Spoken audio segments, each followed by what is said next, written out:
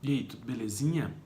Então, nós vamos continuar esse nosso bate-papo sobre a Primeira Guerra Mundial, né? Então, nós vimos no vídeo anterior como a Europa se organizou economicamente, estava se organizando economicamente nessa questão da expansão colonial, na questão do imperialismo, como que ela vai explorar economicamente os países europeus, especialmente, né, vão explorar economicamente outros países, outros continentes, estabelecendo seus domínios, buscando essa expansão comercial e industrial, alterando as fronteiras. E vocês precisam estar ligados no seguinte, galerinha. Foi essa tal bendita expansão capitalista que resultou diretamente, tá? Diretamente no explodir, no eclodir da Primeira Guerra Mundial. Vamos lá, o capitalismo concorrencial do século XIX motivou o conflito em diversas potências europeias.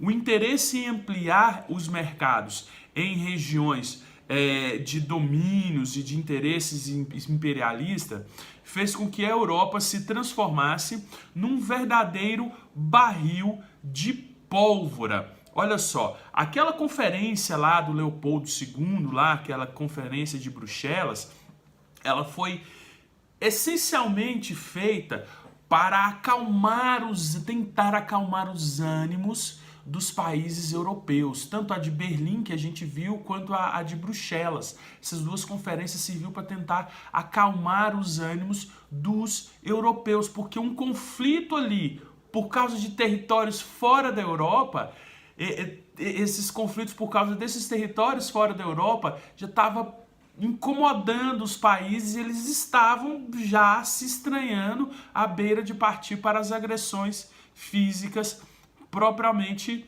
dito. A França, nesse começo, ela desejava reconquistar a região da Alsácia-Lorena, que foi perdida para os alemães. Os grupos nacionalistas balcânicos, ou seja, dos Balcãs, da região dos Balcãs, indispunham-se, tá? Eles estavam meio boladões, meio grilados, com a dominação exercida pela Áustria e a Rússia. Ao mesmo tempo, as tensões diplomáticas aí entre a Alemanha e a Inglaterra pelo domínio de algumas regiões afro-asiáticas pioraram essa situação.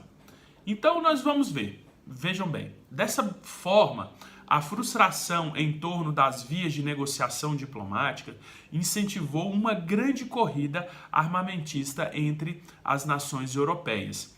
O incentivo na compra e na fabricação de armas, ele acabou piorando, acabou se agravando, acabou piorando e agravando ainda mais as disputas econômicas, porque os gastos com o setor armamentistas ampliavam a demanda por matéria-prima, e em meio de tantas indisposições, animosidades, duas conferências ainda tentaram selar a paz entre essas potências.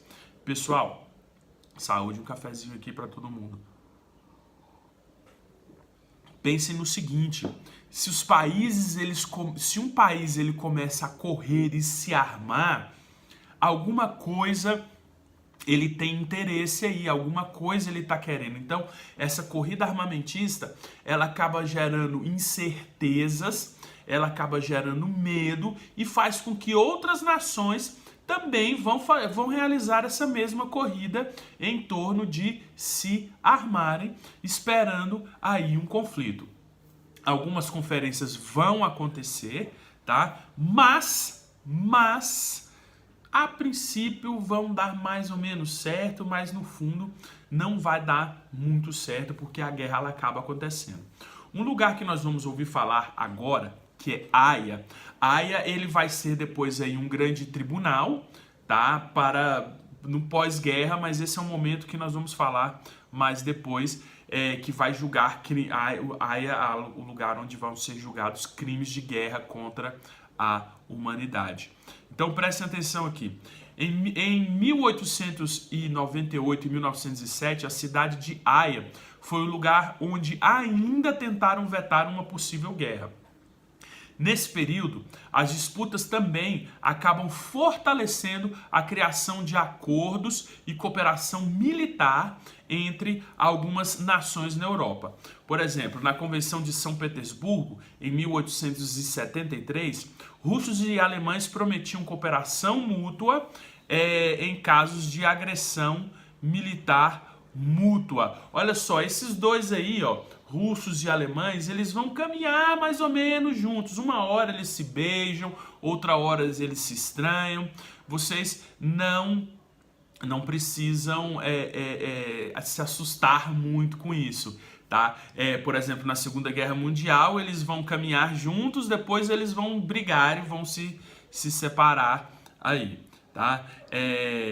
Logo em seguida, os austríacos e os italianos se aproximaram desses dois países e dessa forma, Alemanha, Áustria, Rússia e Itália pareciam formar uma oposição frente aos seus prováveis inimigos econômicos e militares. E esses países, eles vão ser mais ou menos aí, pessoal, aliados. Na Segunda Guerra Mundial, eles vão estar juntos novamente, porque eles vão ser dominados aí por regimes totalitários. A Itália do Mussolini vai ser a Itália fascista, a Alemanha do Hitler, a Alemanha nazista, e a Rússia do Lenin e do Stalin serão aí os comunistas, que são regimes aí extremamente totalitários, extremamente agressivos, extremamente opressores. Essa é a palavra que vai definir os regimes desses países, mas esse assunto da Segunda Guerra Mundial é um assunto para um próximo vídeo. Se Deus quiser, não, talvez a gente consiga falar sobre isso em sala de aula, tá? Então, vamos lá, vamos avançando aqui na nossa lógica aqui. Um outro campo de disputa, ele se concentrava na região dos Balcãs, na Europa. A opressiva dominação dos turcos na região era vista como uma grande oportunidade, onde, através de um conflito armado, as nações industrializadas da Europa poderiam ampliar seus negócios. Mas em 1877, a Rússia, com o apoio da Áustria, resolveu declarar guerra contra o Império Turco. Após derrotarem os turcos, os russos vão reconquistar antigos territórios que eles tinham perdido ali na Península Balcânica, e a Áustria obteve o controle sobre a Bósnia-Herzegovina, tá? A hegemonia russa na região reorganizou essas alianças que foram anteriormente firmadas. Em 1879, a Alemanha se alia secretamente à Áustria, caso ocorresse uma invasão russa, que em troca estaria livre de participar de um possível conflito entre a França e a Alemanha. No ano de 1882, prestem atenção, o Tratado da Tríplice Aliança firmou, quer dizer, um acordo de cooperação militar reunindo a Alemanha, a Áustria e Itália. Todas essas manobras e acordos sinalizavam que o mundo parecia pequeno demais diante de tantas nações que estavam ansiosas para firmar sua supremacia econômica de qualquer maneira, galerinha.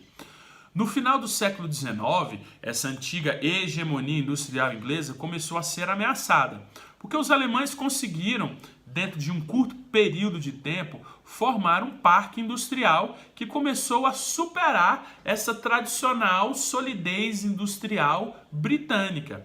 Então, os britânicos acabaram se sentindo ameaçados, vão sair do seu isolamento político, geográfico lá na ilhazinha que eles moravam, para firmarem acordos com a França, e após resolverem seus conflitos, França e Inglaterra assinam um tratado chamado de Entente Cordial em 1904. Tempos depois, a Rússia também se aproxima dos britânicos e franceses. E a partir disso daí, estavam se formando aí a Tríplice Entente. Dessa maneira, a Europa estava politicamente dividida entre dois grandes acordos firmados na época, que foi a Tríplice Entente e a Tríplice Aliança. Gravem, pessoalzinho, gravem bem esses dois perfis aí, a Tríplice Entente e a Tríplice Aliança. Anota aí, Tríplice Entente, Tríplice Aliança, depois dá uma gugada aí para você se aprofundar mais nesse conteúdo aí.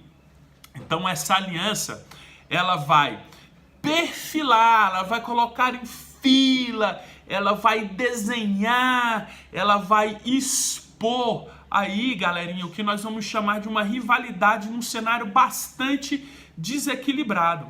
A mobilização de potências em blocos preparou boa parte das condições necessárias para que acontecessem os conflitos da Primeira Guerra Mundial. Então, se você ainda tem uma dúvida, volta nesse vídeo, lê o material de apoio e principalmente aqui, ó, faz o mapa mental. O mapa mental, ele vai te ajudar a estudar esses detalhes, porque são muitos nomes, muitas coisas esquisitas, muitas coisas que estão se desenhando aí, e o mapa mental te ajuda a trabalhar de maneira mais organizada. Pega aí lápis de cor, pega canetinha ou caneta de maneira diferente. Você que consegue fazer um desenhozinho, faz um desenhozinho aí, tira uma foto e eu quero ver o seu mapa mental. Deixa ele registrado aí no seu caderno e a gente se fala logo mais. Valeu, galera!